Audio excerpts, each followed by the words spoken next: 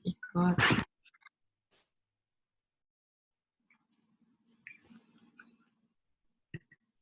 Assalamualaikum warahmatullahi wabarakatuh.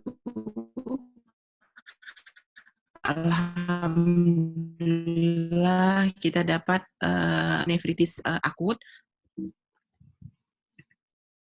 Infeksi pielonefritis ini dapat terjadi pada semua kelompok usia. Kemudian penyebab paling sering adalah E. coli. Bakteri penyebab yang lain dapat Staphylococcus, Pseudomonas, Klebsiella, Acinetobacter, dan Enterobacter. Kemudian ini adalah patogenesis terjadi infeksi pielonefritis yang bisa diawali oleh ISK ya, yang sederhana, kemudian migrasi dari bakteri hingga mencapai ginjal akan menyebabkan pielonefritis non komplikata.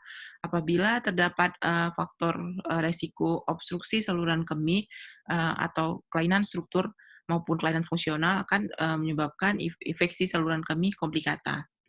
Kemudian ini faktor risiko terjadinya infeksi saluran kemih, infeksi saluran kemih sebelumnya, postmenopause, hubungan seksual, keputihan, DM, hiperplasia obstruksi, kemudian pemasangan kateter berulang, konstipasi, penyakit ginjal, kemudian kehamilan, atau apabila didapatkan adanya anomali struktur saluran kemih. Kemudian ini untuk pielonefritis non komplikata, keluhan yang dapat timbul adalah demam, menggigil, nyeri pinggang, kemudian ada atau tidaknya obstruksi, dan dari hasil kultur didapatkan bakteri sebanyak 10.000 per mililiter. Kemudian diagnosis berdasarkan urinalisis pada vaskes tingkat lanjut, diagnosis bisa lebih optimal sesuai dengan gold standar diagnosis, yaitu kultur urin. Kemudian pemeriksaan lanjutan yang dapat dilakukan adalah USG saluran kemih atau pemeriksaan BNO.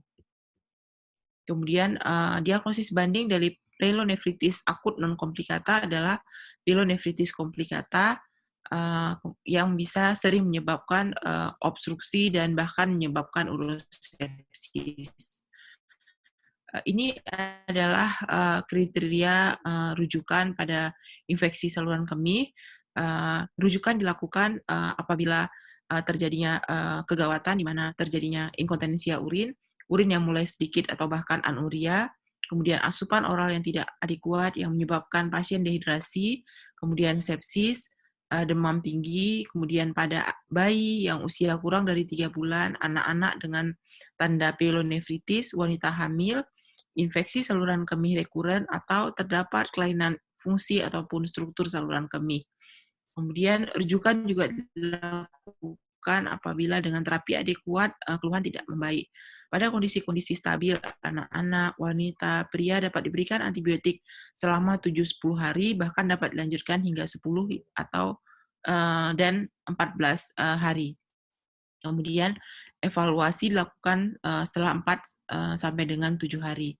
Ini merupakan pilihan antibiotik oral pada anak-anak dapat diberikan cephalosporin generasi ketiga, amoxiclav, cotrimoxazole.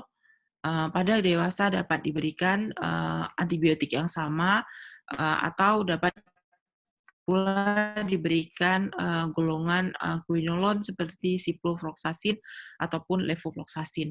Kemudian diberikan selama 7 hingga 10 hari, dapat dilanjutkan hingga 14 hari. Apabila keluhan tidak membaik, maka dapat dilakukan rujukan.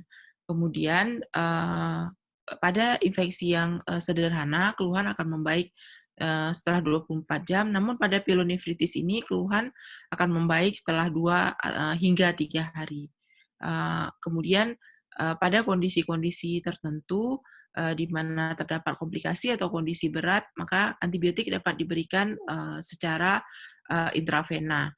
Ini antibiotik awal yang dapat diberikan setelah ada hasil biakan urin atau hasil kultur urin, maka antibiotik yang diberikan menyesuaikan dengan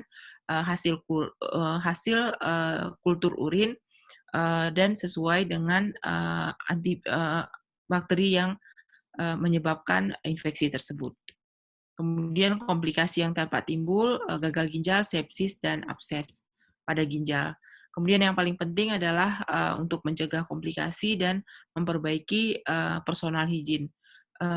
Untuk prognosis sendiri, ini tergantung dari komplikasi yang timbul. Kemudian untuk pencegahan, paling penting adalah personal hygiene, konsumsi air putih yang cukup, kemudian kepatuhan dalam minum obat, dan mengenali tanda-tanda komplikasi. Demikianlah kuliah pyelonefritis kali ini. Semoga bermanfaat buat kita semua. Wassalamualaikum warahmatullahi wabarakatuh.